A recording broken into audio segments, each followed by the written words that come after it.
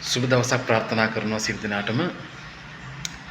අද දවසේ මම මේ විදිහට වීඩියෝ එකක් කරන්න හිතුවේ වර්තමාන ගීත කලාව තුල ඉතාමත්ම ජනප්‍රිය ගායන ශිල්පියෙක් කරපු යම් ප්‍රකාශයක් පිළිබඳව කරුණු පැහැදිලි කිරීමක් සිදු කරන්න. මොකද දහස් ගණනක් මිනිසුන් එම වීඩියෝ එක බලලා තිබුණා. ඒකට ඔහුගේ මතය කොයිතරම් දුරට සාධාරණද නැද්ද කියන එක පිළිබඳව නැවත සීකරන්නට තමයි මම මේ වීඩියෝ එක කරන්න සූදානම් වෙන්නේ. විශේෂයෙන්ම ඔබත් මාත් අපි හැමෝම ගායන ශිල්පියෙකුට ආදරය කරන්නේ ඔහුගේ කටහඬ සහ ඔහු ගායනා කරන ගීතවල තියෙන සුන්දරත්වයත් එක්ක. විශේෂයෙන්ම මේ රටේ මිනිස්සු ආදරය කරන ගායන ශිල්පීන් අතර දමිත් අසංක කියලා කියන්නේ මිනිස්සු හදවතින් වැළඳගත්ත මිනිසෙක්.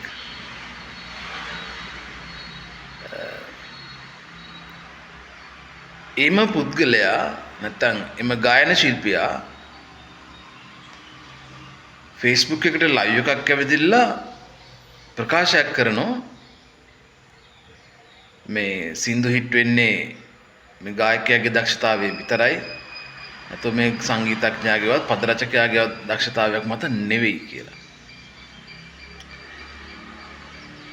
දැන් පෞද්ගලික මම ගත්තාම දමිත සංකගේ ගීත ප්‍රිය කරන රසිකයෙක්. හැබැයි ඒ ප්‍රිය කරපු ගීත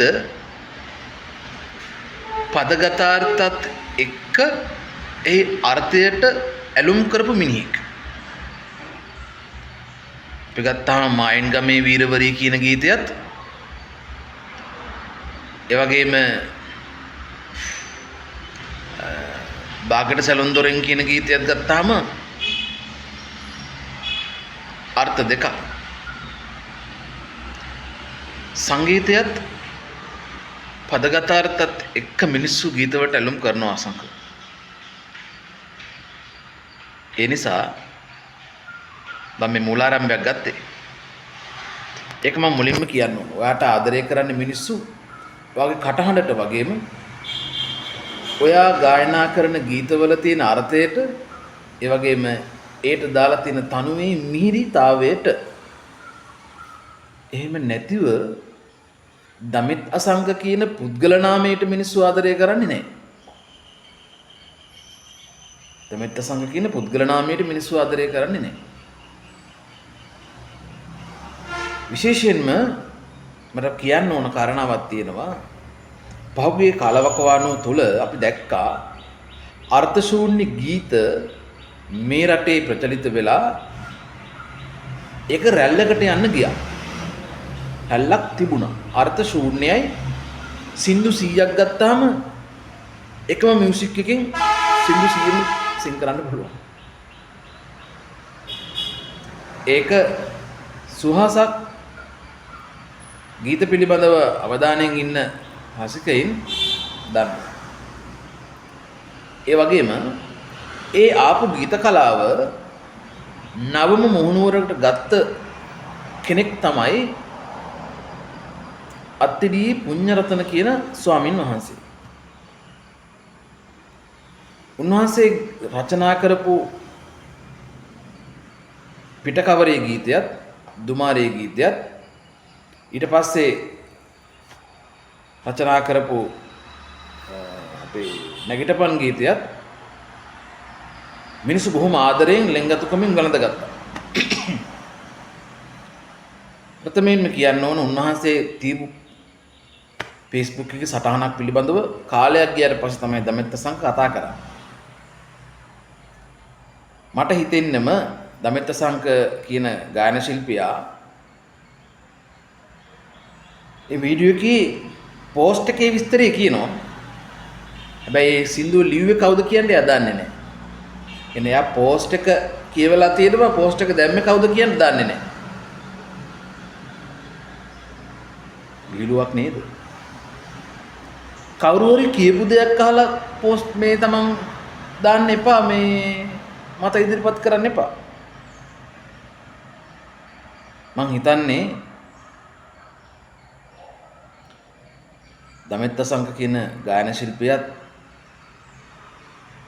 කාගේ හරි ඩීල් එකක් කරා වගේ තමයි මට දැනෙන්නේ. ඒ නිසා එහෙම කරන්න එපා. තමන් යම් කියවීමක් තියෙනවා නම් ඒ කියවීම පැහැදිලි විදිහට කරන සමාජයට කි ප්‍රශ්නයක් නැහැ. මොකද අදහස් ඉදිරිපත් කිරීමේ අයිතියක් හැමෝටම තියෙනවා. දමිත්ත සංක කියනවා මට ලියපු ගීත ලියපු අය කැමති නම් මනුන්දරපු වීදම මට දීලා සින්දු අයින් කරගන්න කියලා. මට ඒකට පොඩි දෙයක් උතු කරන්න ඕන. එයා කියනවා සින්දු ලියන්න ඕන කෙනෙකුට පුළුවන්.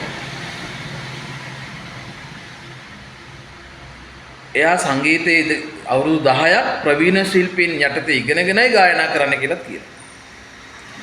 අවුරුදු 10ක් ප්‍රවීණ ශිල්පීන් යටතේ ඉගෙනගෙන. දමිත්ත සංක දන්නේ නැතුව ඇති. ඔය ගී පද ටිකක් ලියන්න ලියන රචකයා කොච්චර පොතපත පරිශීලනය කරන්න ඕනද කියලා. කොච්චර කියවන්න ඕනද කියලා. මම උදාහරණයක් කියන්නම්. දමිත්ත සංක අවුරුදු 10ක් සංගීත ඉගෙන ගත්තා නම් අතිරි පුඤ්ඤර්තන හාමුදුරුවෝ කොච්චර කාලයක් ඉගෙන ගන්න නැද්ද? පිරිවෙන් අධ්‍යාපනයේ අවුරුදු 5ක් ඉගෙනගෙන ප්‍රාචීන විභාගවල අවුරුදු 4ක් විතර ඉගෙනගෙන විශ්වවිද්‍යාලයේත් අවුරුදු 4ක් ඉගෙන ගත්තේ මොනවද? ප්‍රත්‍යශතකේ, නාමාර්ථ සතකේ, ව්‍යාසකාරේ, ලෝවැඩ සංගරාව, පරවි සංදේශේ, ගිරා සංදේශේ, සැල්ලේන සංදේශේ, මයුර සංදේශේ, දලඳා සිරිත, දලඳා අවත, බුත්සරණ, අමාවතුර, ලෝකෝපකාරය, ඒ වගේම රාමායනය, මහාභාරතය, මේඝදූතය, කුමාර සම්භවය, එකී මෙකී නොකී සීලූම ග්‍රන්ථ පරිශීලනය කරලා ඒ අන්තර්ගත වාච්‍යාර්ථ පවා ගැඹුරින් අධ්‍යයනය කරලා ඒ වචන ඒ උගත් දේ තමයි ගීතයට එකතු කරන්නේ. මම උදාහරණයක් කියන්නම්. පිටකවර ගීතයේ තියෙනවා පිටුව පෙරළුවට සීතා පොත දන්නව රාමා කියලා. මම මේක කියන්නේ ඔයා සංජීව ලෝන්ලියස්ගේ ඩීල් එකක් කරා කියලා මට හිතෙන නිසා. පිටුව පෙරළුවට සීතා පොත දන්නව රාමා කියන පද ටික ලියන්න මේ ටික කොහෙද තියෙන්නේ? මේක තියෙන්නේ රාමායනේ. සීතා ඉන්නෙත් රාමායනේ. රාමා ඉන්නෙත් රාමායනේ. රාම කුමාරයා. රාවණා ඉන්නෙත් රාමායනේ. රාමායනේ කියන්නේ මොකද්ද? රාමායනේ කියලා කියන්නේ මේ ලෝක සාහිත්‍යයේ කවිය අතර කාව්‍ය සාහිත්‍ය බිහි වෙච්ච පළවෙනිම කාව්‍ය ග්‍රන්ථය. රාමායනං ආදි කාව්‍යයන් කියලා කියන්නේ. පළවෙනිම කාව්‍ය ග්‍රන්ථය තමයි රාමායනය. එතකොට පිටුව පෙරළුවට සීතා පොත දන්නවා රාමා කියලා ලියන්න නම් රාමායනය කියවලා තියෙන්න ඕන. රාමායනය ඉගෙනගෙන තියෙන්න ඕන. රාමායනය අධ්‍යයනය කරලා තියෙන්න ඕන. රාම සීතා කතාව දැනගෙන ඉන්න ඕන. රාම සීතා කතාව විතරක් නෙමෙයි රාවණාගේ සිදුවීමුත් දැනගෙන තියෙන්න ඕන. ඒ නිසා සින්දු හැමෝටම හිට් වෙන සින්දු එක සැරේට හැමෝටම ලියන්න බෑ. ඒකට ස්වයං අධ්‍යයනයක්, ස්වයං පරිචයක්, සතතාභ්‍යාසයක් තියෙන්න ඕන. දමිත්ත සංක කියනවා නම් හැමෝටම සින්දු ලියන්න පුළුවන්. ඕන කෙනෙකුට ඒ සින්දු වල ලියලා මියුසික් කරගන්න පුළුවන් කියලා මම ඔයාලට අභියෝග කරනවා. ඔබතුමාම ලියලා, ඔබතුමාම සංගීතවත් කරලා, ඔබතුමාම ගායනා කරලා බලන්න. පුළුවන් නම් මේ වගේ හිට් කරන්න. එදාට ඔබ වැඩික්. ඒ නිසා නිහතමානී වෙන්න ජීවිතේ.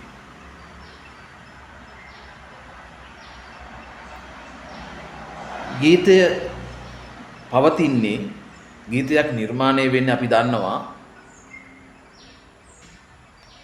පද රචකයාගේ සුන්දර පද, සංගීත නිර්මාණ ශිල්පියාගේ තනු සහ ස්වර, ඒ වගේම ගායන ශිල්පියාගේ හෝ ශිල්පිනියගේ මිහිරි හඬ, මේ තුනම සුසංයෝගයෙන් තමයි සුන්දර ගීතයක් එළියට එන්නේ.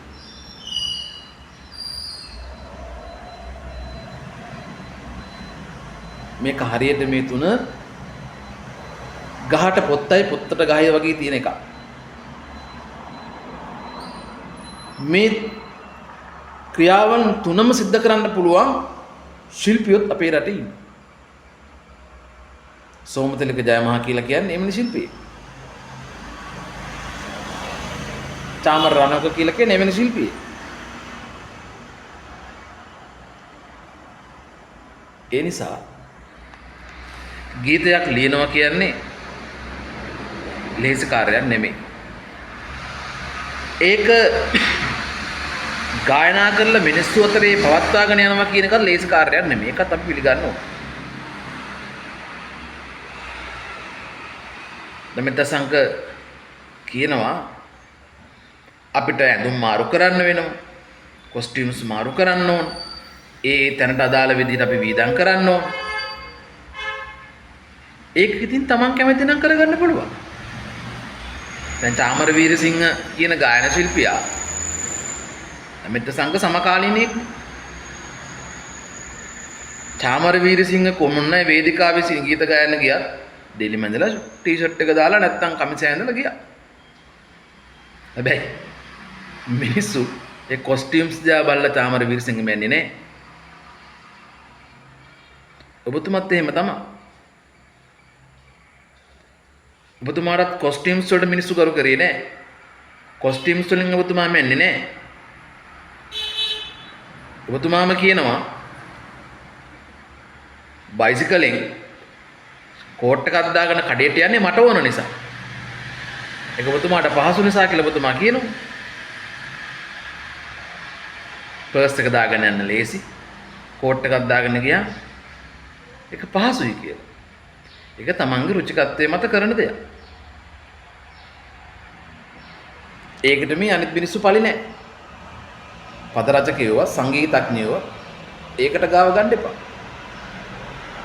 ඒ නිසා තව කාරණාවක් මට තව කියන්න තියෙනවා.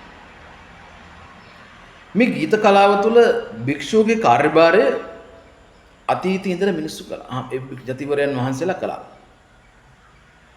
රම්ගුණ සිද්ධාර්ථ හාමුදුරුවෝ, පල්ලේගම හේමරතන හාමුදුරුවෝ කියන්නේ මහා යතිවරයෝ. යතිවරයන් වහන්සේලා. උන්වහන්සේලාගේ ගොන්නට මේ අත්තිඩියේ නාමය එනවා කියන එක ඒක වර්තමානයේ තුල තව විශිෂ්ට දෙයක්. කැලණි විශ්වවිද්‍යාලයේ ජ්‍යෙෂ්ඨ මහාචාර්ය ධම්මරතන හාමුදුරන් වහන්සේ, ඉන්දිරාගාරයේ ධම්මරතන හාමුදුරන් වහන්සේ ඒ ගොන්නට අත්තිඩිය හාමුදුරන්ගේ නම දාන්නේ නිකන් නෙවෙයි.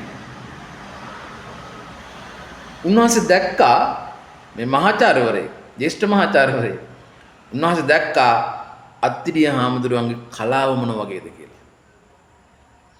මම මේ අත්තිඩිය හාමුදුරන්ට කඩේ යනව නෙමෙයි. උන්වහන්සේගේ කලාව මම හොඳට අධ්‍යයනය කරපු මිනිහෙක්.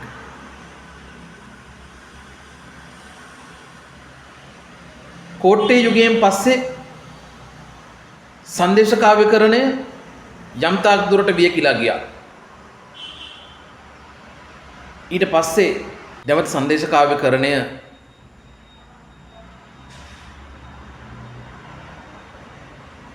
මේ රටේ වෙන්න ඕනේ කියලා හිතලා විශ්වවිද්‍යාල අවධිය තුළම සමනල සංද්වේෂය කියලා සංදේශයක් ලියපු යතිවරයෙක්.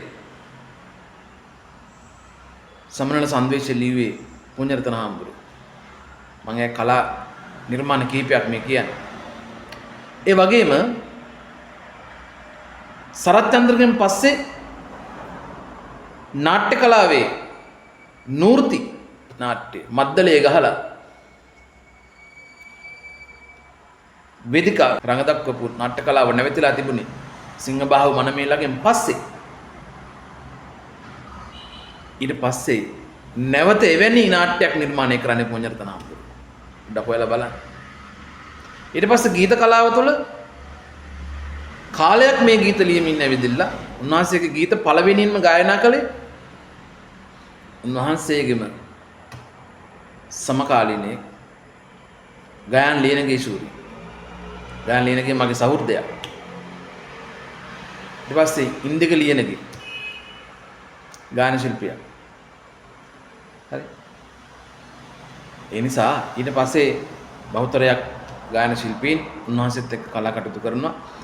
නාලක අංජන සූරීන් කලා ශිල්පියා, නාලක අංජන කියන ගායන ශිල්පියා, සංගීතඥයා. මේ වගේ ශාස්ත්‍රයක ඉන්න කෙනෙකුට ඔය වගේ කතාවක් කියන එක නැවත නැවත හිතලා කරන්න ඕන වැඩක්.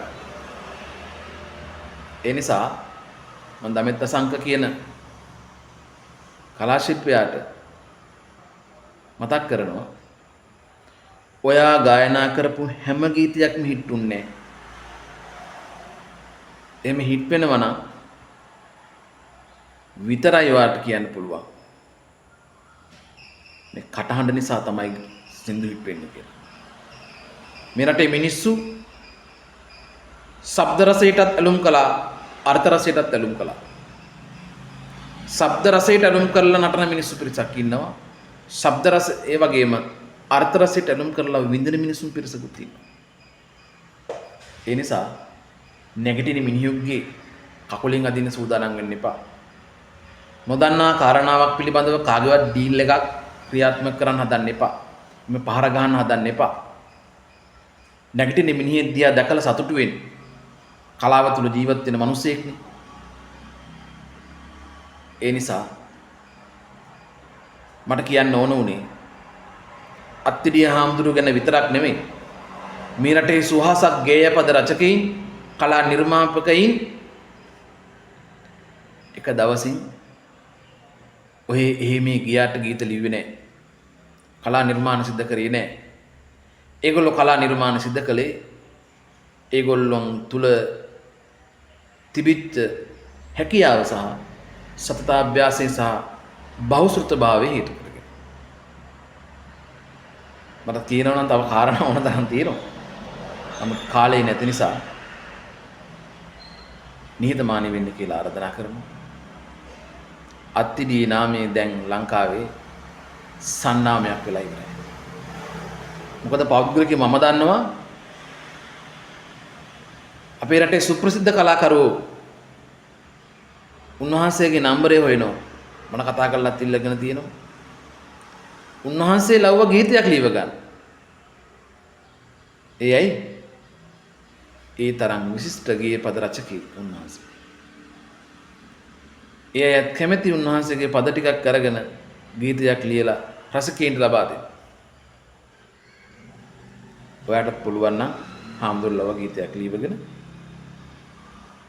ගීතයක් කරන්න. අපි තරහ නැහැ. අපි ආසාවෙන් රස විඳිනවා.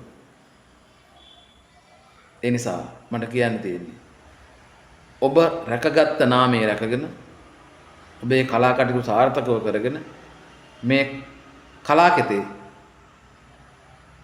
එකට පැහැෙන ගොයන් කරල් වෙන්න බොල් වී වෙන්නේ නැතුව. බොහොම ස්තුතියි.